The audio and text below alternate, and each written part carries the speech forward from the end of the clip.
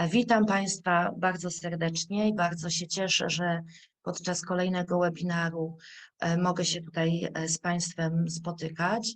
Dzisiaj mówimy o terapii krótkoterminowej skoncentrowanej na rozwiązaniu i w ramach tego powiemy sobie przede wszystkim o tym, co jest taką podstawową, centralną filozofią tej terapii, o głównych założeniach, rodzajach relacji, które mają miejsce podczas realizacji procesu terapeutycznego, roli terapeuty, wykorzystywanych technikach i wreszcie na sam koniec mocnych, słabych stronach wykorzystywania tej terapii w praktyce, bo też takie praktyczne strony będę chciała Państwu po drodze przy omawianiu kolejnych elementów pokazywać.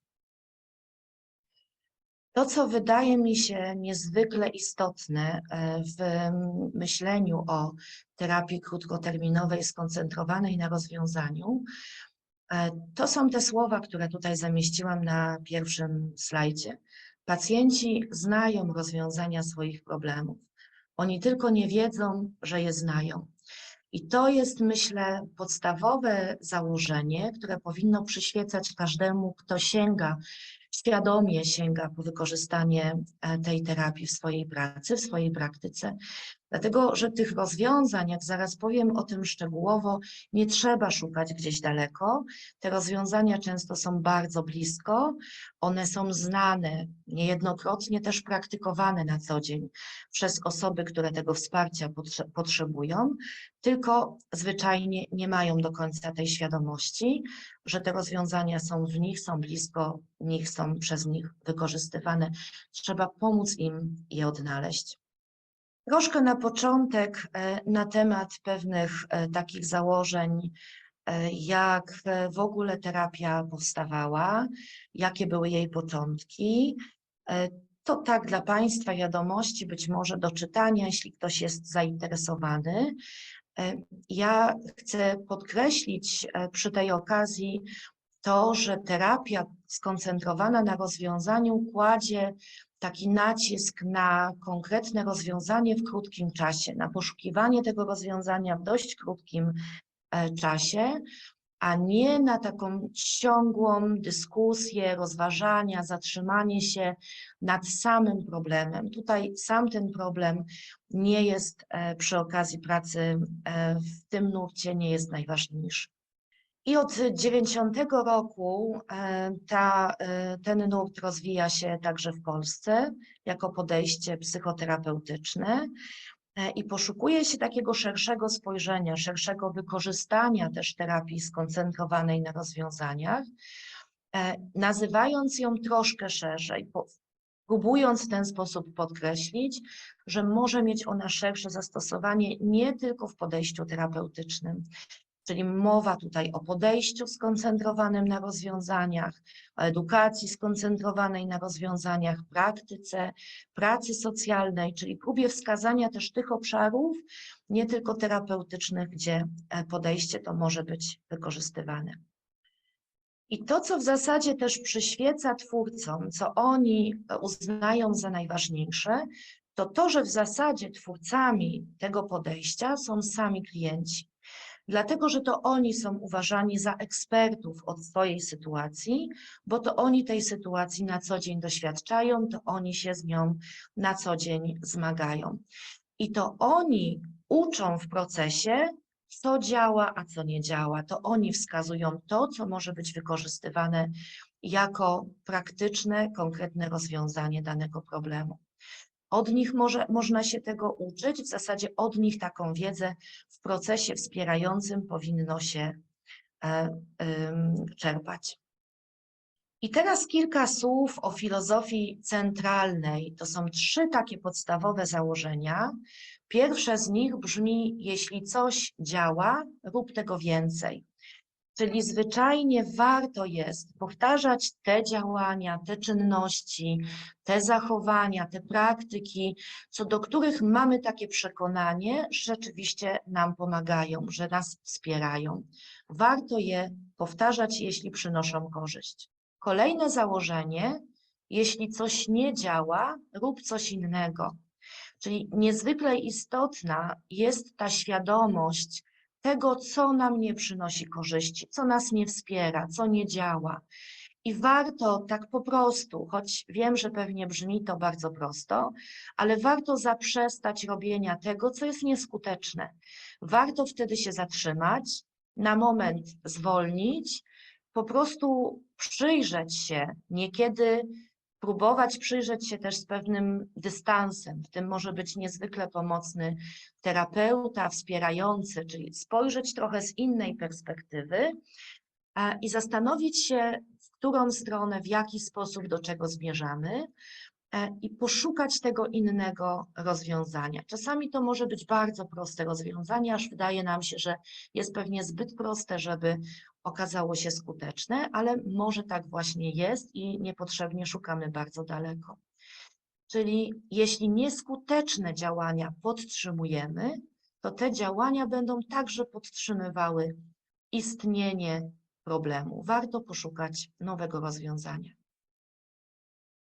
I ostatnie założenie, jeśli coś się nie zepsuło, to po prostu tego nie naprawiaj. Czyli nie trzeba na siłę doszukiwać się jakichś trudności, nie trzeba zmieniać niejako na siłę. Jeśli coś sprawdza się w praktyce, jeśli zwyczajnie to działa i przynosi ten oczekiwany skutek, to tego nie ruszajmy. A jeśli te działania nas wspierają na co dzień, przynoszą pożądane samopoczucie, pożądane efekty, to tego nie zmieniajmy. I teraz przechodzę już do głównych założeń terapii skoncentrowanej na rozwiązaniach. Tych założeń będzie sporo. Myślę, że w taki praktyczny, mam nadzieję, czytelny dla Państwa sposób będą one przedstawione. Pierwsze podstawowe założenie: teraźniejszość i przyszłość, a nie przeszłość. Czyli tak naprawdę najważniejsza w pracy wspierającej, terapeutycznej, w tym podejściu, najważniejsza jest teraźniejszość, to co dzieje się tu i teraz i to, jakie ma ona znaczenie, przełożenie dla przyszłości. Nie ma większego znaczenia przeszłość, to co działo się do tej pory, chyba że można z tej przeszłości coś bardzo ważnego odczytać, ważnego dla teraźniejszości i dla przyszłości. To, co może być istotne, co chcielibyśmy odczytać, to na przykład mocne strony klienta, to pewne bardzo cenne doświadczenia, z których on czerpie, które go budują, które go wspierają w teraźniejszości, ale też pewne bardzo konkretne sposoby, dzięki którym radził sobie z różnymi kryzysami w przeszłości. I to jest to, co może być istotne i po co sięgamy do przeszłości. Inne rzeczy nas nie interesują, jak chociażby przyczyny tego problemu, które z kolei są niezwykle istotne przy okazji zajmowania się innymi podejściami. Teraz kwestia celu. Terapia skoncentrowana jest tutaj na osiągnięciu bardzo konkretnego, określonego przez klienta celu. Czyli to nie wspierający, to nie terapeuta ten cel wyznacza, ale wyznacza cel klient i ten cel, i do tego celu dążymy, tego wyznaczonego przez klienta właśnie. Niezwykle istotna, jak pewnie też w innych podejściach, jest tutaj motywacja. Oczywiście wspierającego też, ale przede wszystkim motywacja klienta. Czyli założenie jest takie: każdy tą motywację posiada, ale trzeba czasami spróbować pomóc klientowi tą motywację odnaleźć. Znaleźć, wskazać pewien kierunek i możliwości pracy z tą motywacją i też nad motywacją. Kolejne założenie to indywidualność. To podejście mówi o tym, że każdy klient ma swój indywidualny, niepowtarzalny, tylko jemu właściwy styl bycia i funkcjonowania i też komunikowania się. Czyli zadaniem terapeuty wspierającego jest w pewien sposób odszyfrować ten styl bycia, styl funkcjonowania klienta i podążać za nim, towarzyszyć mu zgodnie z tym stylem funkcjonowania pracować zgodnie z nim, nie wbrew niemu, przeciw niemu, czy narzucając jakieś inne swoje własne pomysły. Teraz jeśli chodzi o samo podejście do problemu w terapii skoncentrowanej na rozwiązaniach, nie ma takiej potrzeby, żeby za wszelką cenę podejmować próby zrozumienia problemu. Czasami w przypadku niektórych osób sama rozmowa o problemie, wracanie do tego problemu, takie w cudzysłowie roztrząsanie problemu i sytuacji trudnej może być dla tego klienta bardzo niekorzystne. Może powodować, że on zamiast myśleć o rozwiązaniach będzie tkwił na poziomie tego problemu. Czyli nie trzeba też dążyć do identyfikowania źródeł problemów. Niekiedy to poszukiwanie źródeł, poszukiwanie przyczyn, co było na początku, co spowodowało, że ten problem się w ogóle pojawił, może zwyczajnie opóźnić zmianę, może opóźnić wprowadzenie bardzo konkretnych rozwiązań, które są klientowi potrzebne tu i teraz. Czyli nie zafiksowuje się na problemie, nie analizuje się, nie roztrząsa problemu, ale konstruuje konstruktywne rozwiązania. Problem tutaj jest tak naprawdę sposobem doświadczenia rzeczywistości, a to może być zmienione, jest zmienialne. Chodzi o dążenie do stworzenia opisu doświadczeń klienta, a nie stawiania diagnozy, definiowania tego stanu czy zaburzenia. I problem nie stanowi tutaj jakiejś dysfunkcji, patologii. To jest po prostu pewna sytuacja trudna, to jest jakaś rzecz, od której klient chce się uwolnić, chce ją zmienić. Warto też przy okazji myślenia o tej sytuacji trudnej pokazać, że w niektórych momentach ta rzeczywistość, w której klient funkcjonuje, nie jest taka zła, że pojawiają się być może niekiedy tak zwane lepsze momenty, takie sytuacje, takie chwile, kiedy ten problem nie jest aż tak dotkliwy i te lepsze momenty mogą sugerować rozwiązanie problemu, mogą pokazywać, co działa, co się sprawdza, czego warto się trzymać, szukając rozwiązań. Niezwykle istotne jest patrzenie na sytuację trudną z różnych perspektyw. Kiedy osoba przeżywająca tą sytuację trudną, pewnie emocjonalnie też wobec niej nastawiona, może mieć takie poczucie zafiksowania na tym problemie, zafiksowania też na jednym możliwym rozwiązaniu i może nie dostrzegać szerszych perspektyw, innych możliwości. W tym osoba wspierająca, terapeuta może być niezwykle pomocny, pokazując różne sposoby patrzenia na tą sytuację trudną. Czyli kierunek, w którym chcemy podążać, ten kierunek wsparcia nie tyle wyznacza sytuacja trudna, ale potrzeby. To, czego dana osoba, która potrzebuje wsparcia, czego w danym momencie, na danym etapie swojego życia, czego właśnie potrzebuje. A więc nie potrzebujemy rozpoznawać szczegółów dotyczących problemu, żeby ten problem rozwiązać. Dalej bardzo istotne, podstawowe są zasoby i możliwości, żeby mówić o pracy w tym podejściu skoncentrowanym na rozwiązaniu. Czyli pomimo różnych trudności, różnych deficytów, które przeżywamy, których doświadczamy, każdy człowiek posiada mocne strony, tak zwane siły, kapitał, potencjał, które mogą być wykorzystywane, żeby poprawić jakość życia tej osoby. I w tym podejściu zdecydowanie większa powinna być koncentracja na tych zasobach właśnie, a nie na deficytach. Oczywiście te deficyty też są rozpoznawane, one też mają znaczenie, są istotne, natomiast zdecydowanie większą wagę przykłada się do potencjałów, do zasobów. Nawet najbardziej sproblematyzowane środowisko te zasoby posiada.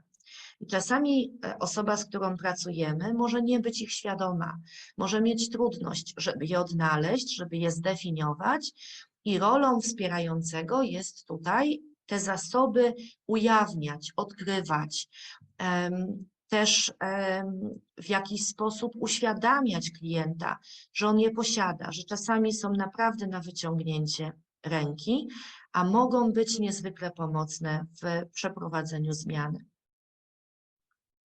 I założenie to mówi także o tym, że klient ma już pewne pomysły, niekiedy już je także realizuje, które zdecydowanie wspierają jego poprawę, jego sytuacji życiowej, a być może nie ma także tej świadomości i tutaj też należy je uświadomić i wskazać.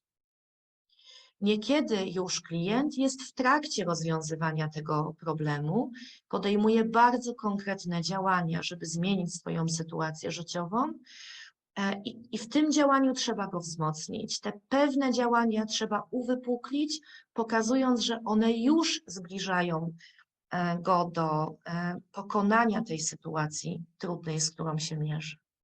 Teraz kwestia oczekiwań. Sama terapia, sam proces wsparcia zaczyna być skuteczny wtedy, kiedy klient potrafi jasno, konkretnie określić, czego od niej oczekuje. Czyli to zakreślenie, skonkretyzowanie oczekiwań jest takim realnym, konkretnym początkiem, żeby szukać wspólnej drogi do zmiany sytuacji życiowej. Rozwiązania. Każdy problem, niezależnie od wielkości, stopnia trudności, każdy, z jakim ta osoba, z którą pracujemy, się zmaga, może być rozwiązany. I tu znowu trzeba się zastanowić, jakie mogą być pomysły, które będą zbliżały do rozwiązania, do zakończenia sytuacji trudnej. Będę za moment mówić o bardzo konkretnych technikach pracy z osobą nad zmianą swojej sytuacji.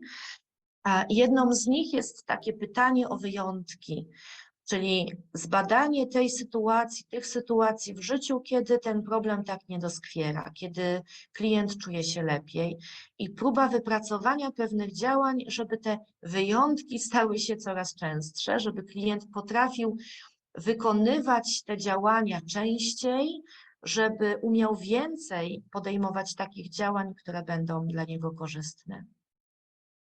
Czyli poszukuje się najbardziej optymalnych rozwiązań dla tej sytuacji, w której on się znalazł.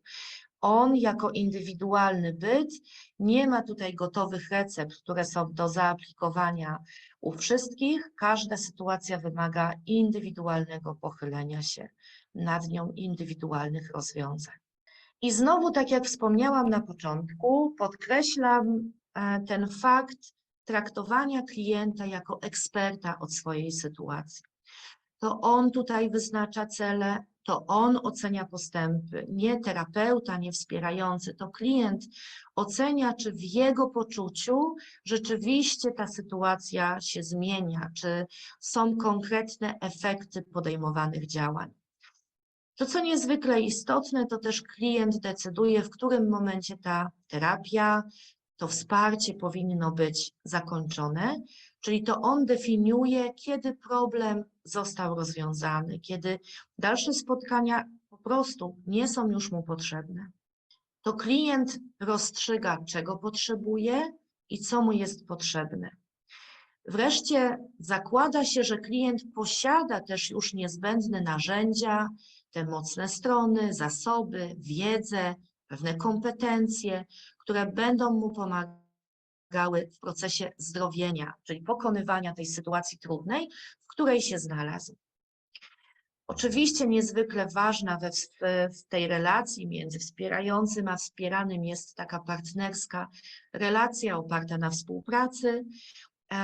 Terapeuta wspierający ma towarzyszyć, ma nie kierować, nie dyktować, nie przewodzić, wskazywać jakieś kierunki, ma towarzyszyć, ma podążać za potrzebami i za tymi kierunkami, które są wyznaczane przez klienta.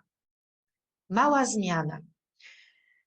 To takie dość ciekawe założenie, które myślę może mieć też takie fundamentalne znaczenie dla przebiegu i wykorzystywania tego podejścia, o którym mówimy, że w zasadzie mała zmiana to jest w wielu przypadkach niezbędny, niezwykle ważny początek do zmiany tej sytuacji trudnej. Nie należy wychodzić z takiego założenia, że jeśli problem jest trudny, poważny, skomplikowany, to też to rozwiązanie problemu będzie niezwykle skomplikowane, będzie bardzo bolesne we wprowadzaniu w życie. Zgodnie z terapią skoncentrowaną na rozwiązaniu nie należy tej sytuacji komplikować. I dobrze jest zastanowić się nad naprawdę najbardziej prostymi rozwiązaniami, które niekiedy z pozoru będą nam się wydawały zbyt proste, ale mogą być niezwykle skuteczne, a przynajmniej warto od nich po prostu zacząć. Wtedy też pewnie wszyscy Państwo macie tego świadomość, będą też zupełnie inne efekty. Jeśli postawimy sobie małe cele, małe kroki, małe zmiany przed sobą, jeśli one przyniosą pożądane efekty, to i motywacja będzie wzrastała do pokonywania tej sytuacji trudnej, do wytrwania w tych działaniach, więc to samo będzie napędzało osobę do kolejnych działań. Proces zmiany jest nieuchronny. Jedyne, co jest pewne, to właśnie zmiana. Wszystko zmienia się nieustannie, więc tutaj działanie powinno też koncentrować się na takiej akceptacji, na przyswojeniu tego, że nie ma jakiejś stałości, że wszystko jest w procesie, będzie się zmieniać i też nasza taka adaptacja do tych zmian będzie niezwykle potrzebna.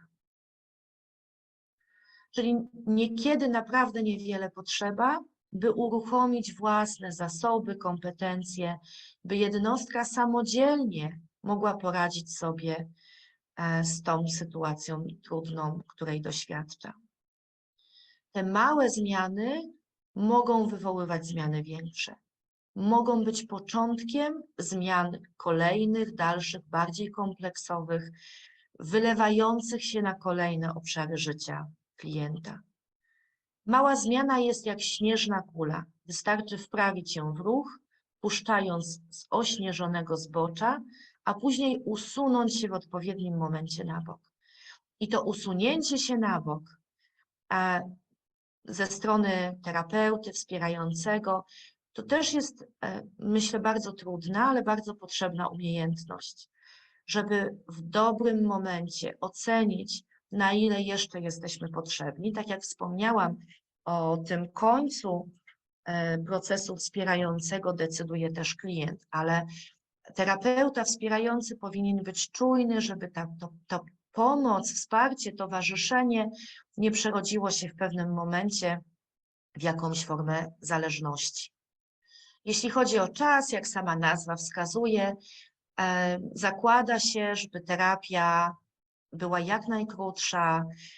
Ten czas nie jest ściśle określony, ale zazwyczaj to jest taki czas, okres do 10 spotkań, czyli staramy się nie rozciągać, nie rozmywać tych działań, pomysłów, założeń, ale kumulować je w jak najkrótszym czasie. Celem jest jak najszybsze nie tylko znalezienie możliwości zmiany, ale też wdrożenie tych rozwiązań, żeby ten czas pracy, czas na zmaganiach, na wychodzeniu z sytuacji trudnej był jak najkrótszy. I słowo tylko o wykorzystaniu terapii skoncentrowanej na rozwiązaniu. Tradycyjnie była wykorzystywana w terapii małżeńskiej, terapii rodzinnej, ale oczywiście z czasem znajdowano kolejne obszary zastosowania, stąd też, o czym wspomniałam na początku, ta próba szerszego spojrzenia, wyjścia poza obszar terapeutyczny i została na tyle upowszechniona, że jest wykorzystywana zarówno w szkolnictwie, w edukacji, w różnych działaniach opiekuńczych, wspierających, w terapii, ale też w zupełnie jakby innym obszarze, wychodzącym poza taką relację pomocową, jak na przykład w biznesie, w pracy, w przedsiębiorstwach. Więc ten zakres jest naprawdę niezwykle szeroki. Oczywiście z odpowiednim przystosowaniem tego podejścia do tego obszaru, w którym aktualnie pracujemy, do tej konkretnej grupy odbiorców, do jej wieku i tak dalej. I ponownie motywacja, która jest niezwykle istotna, powinna być podsycana regularnie, powinno się na nią zwracać szczególną uwagę, czyli jest w zasadzie podstawą tego podejścia i jest istotna na każdym etapie pracy, nie tylko przed rozpoczęciem działań zmieniających sytuację życiową, ale oczywiście także w trakcie, także wtedy, kiedy klient decyduje o zakończeniu spotkań, ale jakby ważnym czasem, ważnym etapem jest też takie utrwalenie tych zmian, które się zadziały. Wtedy też motywacja do trwania w tych zmianach jest niezwykle istotna. Czyli oprócz tej motywacji, nastawienia pozytywnego do zmiany samego klienta jest istotne nastawienie samego wspierającego. Według twórców tego podejścia współpraca i zmiana jest nieuchronna, a opór nie jest użyteczny w pracy. Współpraca jest niezbędna, jest potrzebna i prędzej czy później do tej współpracy zapewne dojdzie. Jakie mogą być relacje między klientem a wspierającym, terapeutą, pomagaczem, jakkolwiek go nazwiemy? Możemy tutaj mówić o relacji goszczenia i to jest taka sytuacja, która dotyczy klientów, które w pewien sposób zgłaszają się na terapię trochę mimo woli. Oni nie uważają, aby ten problem był istotny, może też nie uważają, że ten problem w ogóle ich dotyczy, czyli decydują się na pracę z powodu jakiejś formy nacisku kogoś z zewnątrz. Łatwo się pewnie teraz domyślić, że praca, przynajmniej początek takiej pracy z osobą w relacji goszczenia może być niezwykle trudny. Też kwestia motywacji będzie tutaj kluczowa, żeby tą motywację w ogóle w osobie wzbudzić, a pewnie wszyscy mają świadomość, że najbardziej istotna jest motywacja ta wewnętrzna, płynąca z wnętrza osoby, a nie zewnętrzna, narzucana przez kogoś innego. Kolejna możliwość relacji to relacja narzekania. Ona dotyczy tych osób, które jednak są już świadome swojego problemu, wiedzą, że to jest ich problem, ale źródeł tego problemu upatrują na zewnątrz. Czyli nie widzą pewnych trudności, które płyną z nich samych, pewnych zachowań, które mogą utrwalać problem, wpędzać osobę w ten problem, ale widzą te źródła, przyczyny zawsze gdzieś na zewnątrz. I tutaj zmiana jest uzależniona według tych klientów od środowiska zewnętrznego, od osób innych, od tego otoczenia, które jest poza klientem. Czyli na przykład uzależniają swoją zmianę swojej sytuacji życiowej od tego, czy zmieni się partner, partnerka, czy zmienią się jakieś okoliczności zewnętrzne. No i wreszcie ta relacja współpracy, o której wspominałam, która jest najbardziej skutecznym typem relacji między klientem a terapeutą, wspierającym. Tutaj klient nie tylko jest świadomy tego, że to jest jego problem, ale też wie, że będzie szukał rozwiązań, rozpoczynając od samego siebie. Czyli dopiero ta relacja jest w stanie w realny sposób prowadzić do procesu zdrowienia, do zmiany sytuacji życiowej. Każda z tych relacji może się pojawić, w każdej oczywiście wspierający towarzyszy, natomiast dopiero relacja współpracy może nas prowadzić do jakichkolwiek efektów takich pozytywnych, oczekiwanych, do sukcesów w tej terapii. Jaka jest rola wspierającego?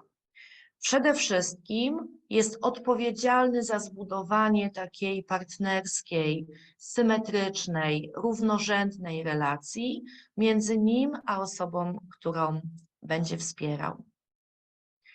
Oczywiście koncentruje się na tych silnych stronach, zasobach, potencjałach, które będą wykorzystywane w zmianie sytuacji życiowej przez klienta.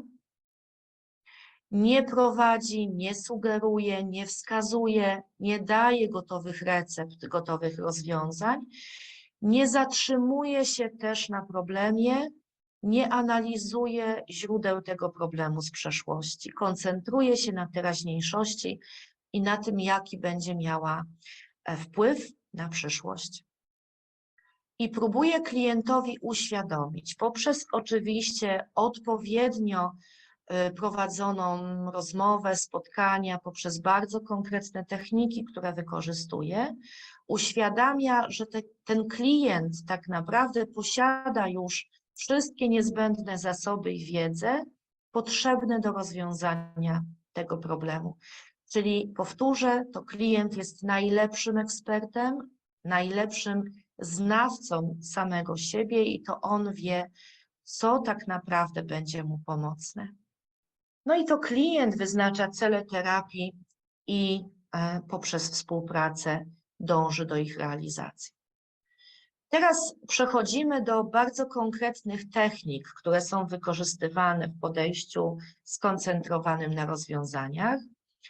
Pierwsza z nich to jest pytanie o pozytywne aspekty teraźniejszości, czyli próbujemy zastanowić się wspólnie, czy są takie zachowania, sytuacje, takie momenty, których ta osoba czy rodzina nie chciałaby zmieniać, które są pozytywne, które im odpowiadają.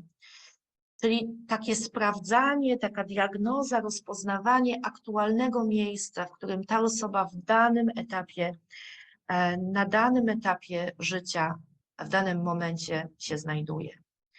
Czyli na przykład wspierający może powiedzieć tak: do następnej sesji obserwuj siebie w bardzo szczególny sposób, abyś mógł opowiedzieć mi o tym, co dzieje się u ciebie każdego dnia, co ci się podoba, co chcesz kontynuować, a nie o tym, co jest z tobą nie tak. Tak? Czyli próba odwrócenia tego środka ciężkości, sposobu myślenia, zamiast tego, co nie działa, na to, co rzeczywiście się sprawdza, co działa, na te dobre momenty. Czego nie chciałbyś zmieniać w swoim życiu? Kolejna technika to pytania o pożądaną przyszłość, czyli przed chwilą była mowa o teraźniejszości, teraz myślimy o tym, jak mogłaby wyglądać, jak możemy sobie zwizualizować tą przyszłość, której sobie życzymy. Czyli ten obraz przyszłości może być użyteczny w budowaniu rozwiązań. Kiedy wyobrazimy sobie to, gdzie chcielibyśmy się znaleźć, jak ma ta przyszłość wyglądać, być może będzie nam łatwiej zaplanować bardzo konkretne sposoby dotarcia do takiego właśnie wyobrażonego obrazu.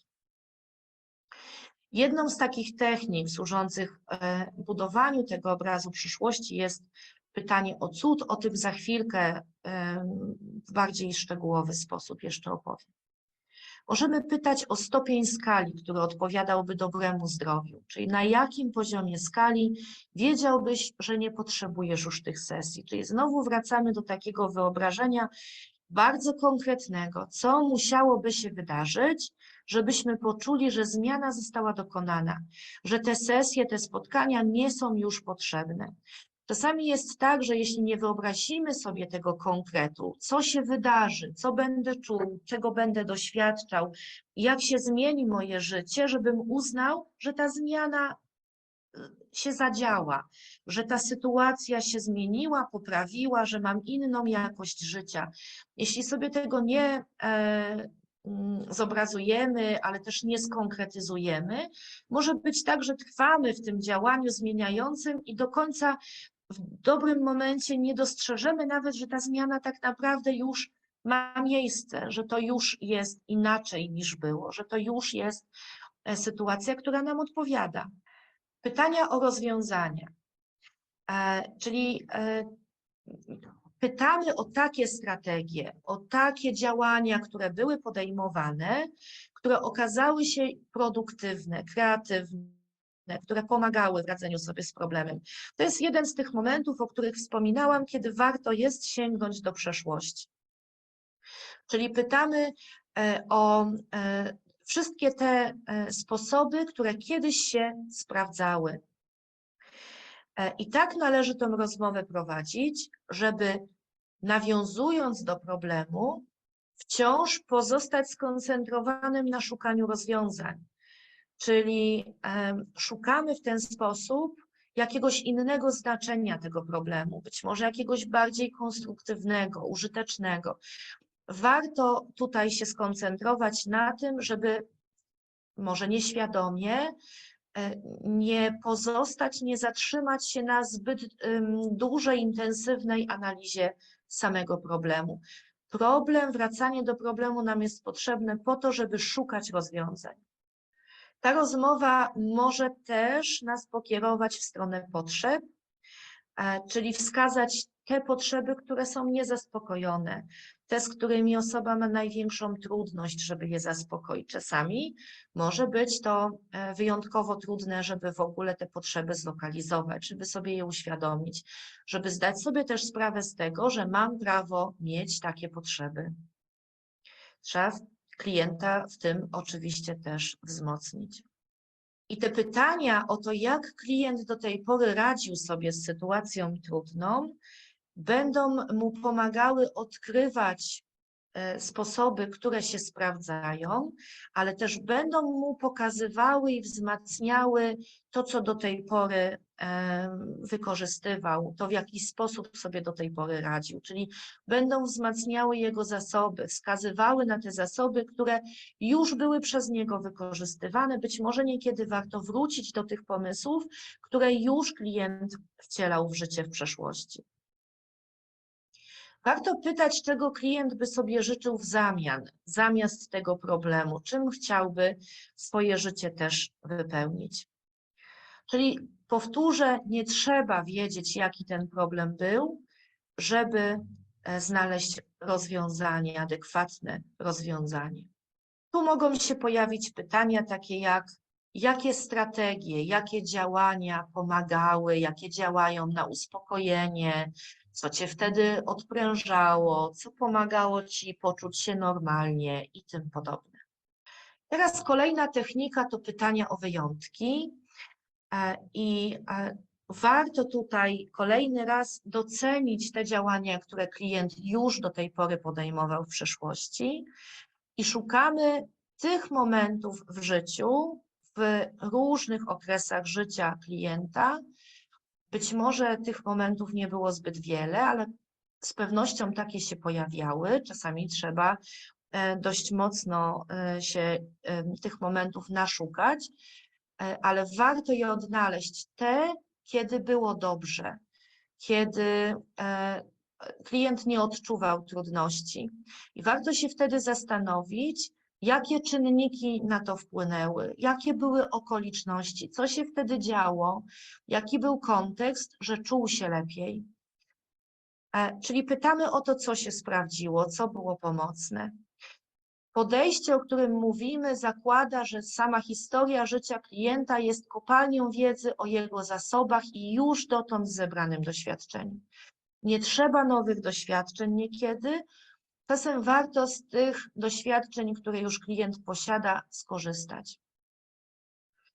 Jest tutaj też istotne założenie, że nic nie może wiecznie trwać, czyli te problemy nie mają tej samej intensywności, tego samego nasilenia w ciągu całego roku, non-stop, czyli są takie momenty, kiedy jest trochę lepiej, na tych momentach też warto się skoncentrować. Każdy ma własne, indywidualne, unikalne rozwiązania i do nich należy docierać. Możemy tutaj wspierać takimi pytaniami czy takimi prośbami. Postaraj się opisać czasy, w których problem się nie pojawił lub wystąpił w mniejszym stopniu. Co sprawia, że czujesz się zrelaksowany? Co się zmieniło w dniu, którym jesteś na kolejnym stopniu skali. Kiedy są takie wyjątkowe sytuacje? Kiedy mają miejsce? Co się wtedy dzieje? Czyli jakie są okoliczności, że to działa? No i zapowiedziane wcześniej pytania o cud. Celem takiego pytania jest wzbudzenie u klienta nadziei na zmianę, na to, że ta zmiana jest realna, jest możliwa i określenie jego bardzo konkretnych, specyficznych celów, które chciałby osiągnąć.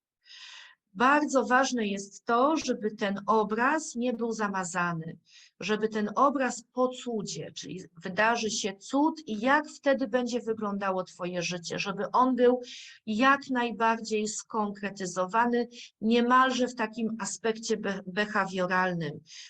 Czyli pytamy, co wtedy widzisz, co czujesz, być może jaki to jest zapach, co będziesz konkretnie wtedy robił inaczej, jak to będzie wyglądało, kogo wtedy spotkasz, po czym bliscy poznają, bliscy tej osoby, po czym poznają, że ten cud się wydarzył, co to dla nich zmieni, co to dla tej osoby zmieni, czyli pomagamy takimi wskazówkami, próbami nakierowania na to, żeby osoba jak najpełniej, jak najbardziej szczegółowo potrafiła sobie ten obraz po cudzie wyobrazić namacalnie.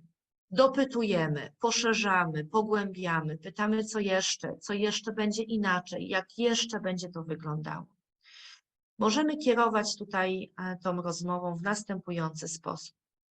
Załóżmy, że nasza sesja się skończyła, idziesz do domu, robisz to, co zaplanowałeś na resztę dnia, a wieczorem idziesz spać. Zasypiasz i kiedy już śpisz, zdarza się cud i problemy, o których rozmawialiśmy, znikają. Ponieważ cud zdarzył się w nocy, kiedy ty spałeś, nie zdajesz sobie sprawy z tego, co się stało. Jakie będą dla ciebie pierwsze oznaki tego cudu, gdy się obudzisz? Co zauważysz w ciągu dnia? Tak? Albo załóżmy, że w nocy, kiedy śpisz, zdarzył się cud i twoje problemy zostały rozwiązane. Po czym poznasz, że zdarzył się cud? Jak będzie wyglądało twoje życie? Co będzie inne? Co będzie inaczej? Czyli jakie konkretne objawy, symptomy możesz wymienić, po których poznasz, że ten cud rzeczywiście się wydarzył. I dalej kolejna technika wykorzystywana w omawianym podejściu to pytania o skalę postępu, czyli prosimy klienta, żeby umieścił na skali od 1 do 10, gdzie 1 oznacza najgorszy wyobrażalny stan, 10 ten zgodny z oczekiwaniami, czyli skalujemy. To skalowanie pomaga klientowi uporządkować, wyrazić często bardzo złożone, niekiedy intuicyjne obserwacje dotyczące tych doświadczeń z przeszłości, przeżywania teraźniejszości, na przykład w postaci dostrzegania bardzo konkretnych postępów z terapii, czy też oceny możliwości na przyszłość. I to, co jest istotne, to fakt, że skalować możemy tak naprawdę wszystko, czyli zarówno to, co wiąże się z celami, ale też z samym klientem, jego samopoczucie, poczucie własnej wartości, wiary w siebie, umiejętności komunikacji, postrzegania nadziei, oceny postępów, możliwości. Takie pytania, które będą wspierające, to pytania, jakie osobiste zdolności powodują, że klient umieścił się w tym miejscu skali, co musiałoby się wydarzyć, by klient przesunął się o to oczko wyżej, czyli znowu w sposób namacalny próbujemy zobrazować sobie konkretne efekty, po czym zaobserwujemy, że doszło do zmiany, że przesunął się oczko wyżej na skali od 1 do 10. W skali od 0 do 10, gdzie 10 reprezentuje stan rzeczy w dniu cudu, 0 reprezentuje czas, w którym było gorzej, gdzie jesteś teraz? Albo zakładając, że na skali od 1 do 10, gdzie 10 oznacza dzień po cudzie, 1 to moment, kiedy z twoim problemem było tak czy tak, była konkretna sytuacja, tu opis tej sytuacji. Pytania, co zmieni się w tym punkcie? Pytamy o punkt wyżej, czyli o pewną niewielką zmianę. Co zmieni się, żebym wskoczył na to oczko wyżej, tak żeby to były takie zmiany, te małe kroki, o których powiedziałam, możliwe do wyobrażenia sobie przez klienta. To nie mogą być jakieś wielkie takie fundamentalne zmiany, bo tu może się okazać, że są zbyt duże, zbyt niemożliwe dla osoby nawet do wyobrażenia sobie, a co dopiero do osiągnięcia. Oczywiście dążymy do jak najbardziej konkretnego opisu i dalej możemy skalować motywację do zrobienia tego kroku, czyli tej małej, ale bardzo znaczącej zmiany. Kolejna technika to wykorzystywanie, to dokonywanie konkretnych wyborów, czyli określamy konkretny mały krok, który klient zamierza wykonać. Dokonuje wyboru, co to będzie. Oczywiście wybór leży po jego stronie. Każda, jak mówi przysłowie, każda podróż zaczyna się od tego pierwszego kroku. Pytamy, co będzie pierwszym krokiem. Mały krok, ale też decyzja, który będzie pierwszy, czyli jednocześnie dokonujemy pewnej hierarchii tego, co jest dla nas najważniejsze, od czego chcielibyśmy zacząć. Klient też podejmuje tą decyzję, czy będzie podejmował kolejne działania i wtedy będzie mu potrzebne spotkanie, które będzie go przybliżało do celu. Jeśli będzie podejmował te działania, jeśli potrzebuje spotkania, to też pytanie, kiedy go potrzebuje, jak to umiejscowić w czasie, tak żeby te działania, ten proces był maksymalnie wspierający dla klienta.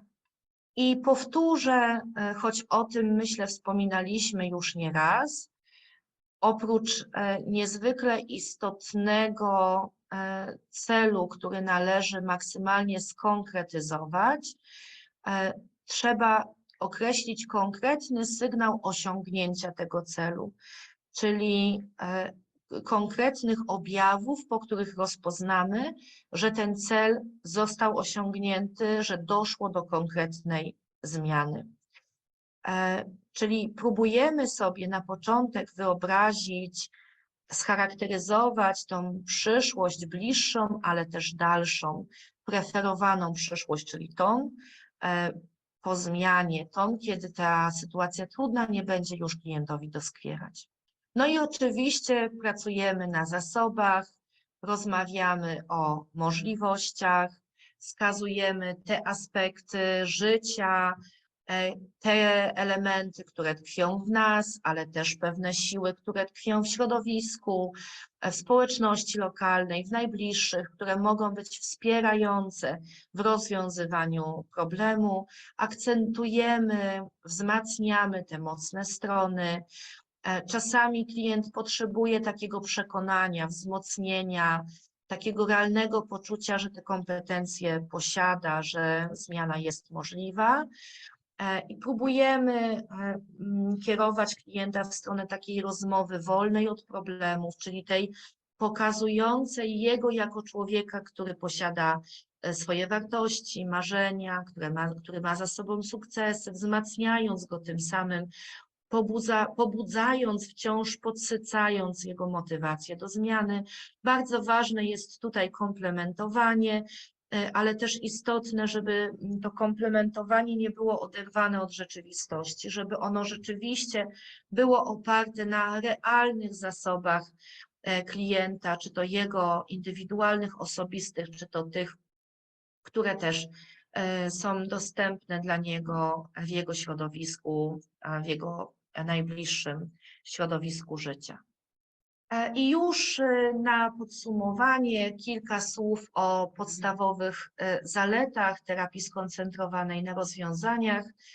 Wiele z tych elementów będzie się powtarzało, ale chciałam je tutaj uwypuklić, wskazując na to, co jest niezwykle istotne, dzięki czemu to podejście cieszy się coraz większym zainteresowaniem. Przede wszystkim dlatego, że mówi samo przez siebie, że jest zdecydowanie skuteczne.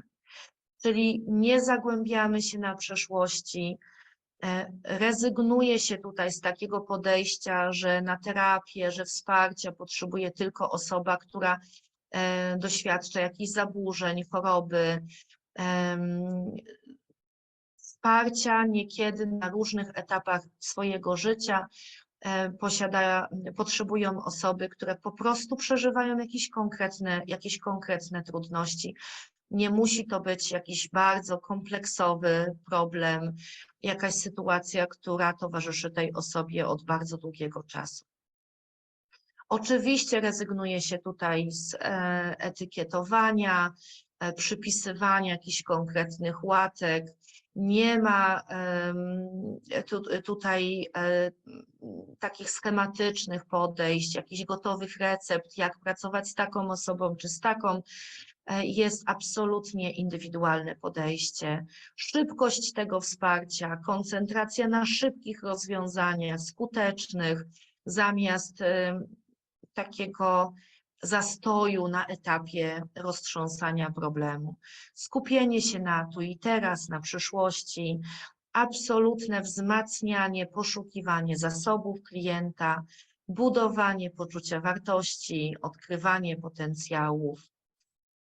Nie ma tu przerzucania rozwiązania na terapeutę, na wspierającego, bo to klient jest ekspertem. Klient jest postrzegany jako ten, który jest wystarczająco przygotowany, kompetentny do tego, by sobie z tym problemem poradzić. Przeformułowujemy to, co wydaje się niekiedy słabą stroną, na silne strony, na to, co można zrobić, jak wykorzystać niekiedy z pozoru słabości, na to, by stały się mocą i konkretną siłą, konkretnym zasobem jednostki. Ważna relacja partnerska, symetryczna, pozytywne wzmocnienie, akceptacja indywidualnego podejścia i kierunku, który jest wyznaczany przez klienta. To, co można potraktować za słabą stronę, choć przyznam Państwu, że trudno było mi tutaj te słabe strony odnaleźć, ale co jest niekiedy podejmowane w literaturze przedmiotu, to to, że istnieje pewne ryzyko skupienia się na problemach, które według wspierającego są tymi problemami drugorzędowymi, chyba powinno tu być. Czyli może być taka rozbieżność perspektyw. Wspierający może mieć przekonanie, że należałoby zacząć od czegoś innego, coś innego, jakby inna kwestia jest priorytetem i od niej powinno się rozpocząć działania, że problem rzeczywisty leży zupełnie gdzie indziej, natomiast to klient decyduje, klient może mieć zupełnie inną perspektywę, no i oczywiście wspierający za tą perspektywą powinien podążać. Jest pewne ryzyko podnoszone w literaturze, że można skupić się tutaj na szybkich rozwiązaniach i jednocześnie przez to szybkie tempo pominąć niekiedy nieświadomie pewne istotne kwestie, które mogą mieć wpływ na szukanie rozwiązań, ale to tempo może nie pozwolić nam te wszystkie możliwe rozwiązania zauważyć. No i oczywiście jest to podejście, które nie będzie odpowiednie dla tych klientów, które mają bardzo poważne choroby czy zaburzenia zdrowia psychicznego. Tym, co wyróżnia terapię, podejścia skoncentrowane na rozwiązaniu, to jest przede wszystkim odejście od przeszłości, odejście od prób stawiania diagnozy, to jest wspieranie klienta jako eksperta, to jest odejście od roli eksperta, terapeuty, eksperta wspierającego. To nie jest korygowanie wad, zmienianie, proponowanie pewnych norm zachowania, edukowanie, to jest towarzyszenie w drodze. To jest też koncentracja na zasobach, na tym, co nieproblematyczne, co może być istotne w pokonywaniu problemu. To jest takie umiejętne poprzez techniki, o których była mowa, podsuwanie pewnych sugestii, pewnych myśli, wspieranie procesu i tej drogi, na której jest klient, tak żeby on sam do pewnych rozwiązań mógł docierać. No, oczywiście ta terapia może być terapią indywidualną, ale też terapią rodzinną. Nigdy nie jest tak, że ten problem zawsze jest tak samo nasilony. Są te dobre momenty, które warto wyłapywać i wzmacniać. Kiedy pojawia się w relacji, w procesie terapeutycznym wspierania opór, on jest sygnałem, że to nie jest dobra droga, że należy szukać innych kierunków. Współpraca jest tu nieuchronna, klienci mają dostęp do rozwiązań i trzeba niekiedy im pomóc do nich sięgnąć, ale to oni określają cele i kierunki. I oczywiście jest wiele sposobów spojrzenia na konkretną sytuację, trzeba też tą wielość klientowi uświadomić. I już zupełnie na zakończenie, ostatnie zdanie. Myślę, że po tym, co Państwo usłyszeliście, wielu z Was pomyśli sobie, że przecież tak naprawdę wykorzystujemy to w naszej codzienności, w naszej praktyce, w naszej pracy pomocowej na rzecz drugiego człowieka. Dlatego, że rzeczywiście to podejście jest bardzo takie ludzkie, takie bliskie drugiemu człowiekowi, jeśli traktujemy go w sposób partnerski, jeśli dla nas też jest ważne towarzyszenie, traktowanie go jako eksperta, podążanie za nim w tej drodze do zmiany, którą on sam wyznacza. Więc wydaje mi się, że w wielu przypadkach pewnie wykorzystywaliście Państwo to podejście, być może nie mając do końca takiej świadomości, że jest to bardzo konkretne podejście, mocno umocowane w literaturze, w teorii i w praktyce, przede wszystkim bardzo skuteczne. Sam fakt, że jest ono też bardzo intuicyjne, bardzo bliskie temu, jak pracuje wielu z Was, no nie można się jakby tutaj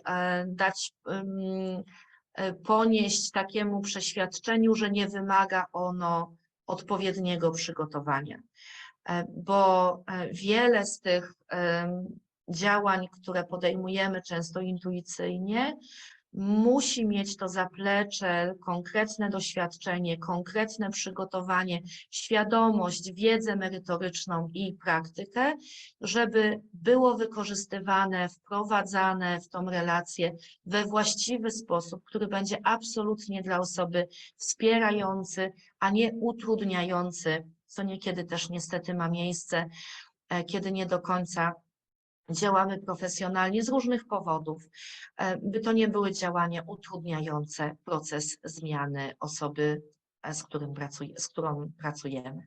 Bibliografia, gdyby ktoś potrzebował doczytać, ale to już pewnie będzie dostępna wtedy, kiedy i prezentacja będzie dla Państwa udostępniona.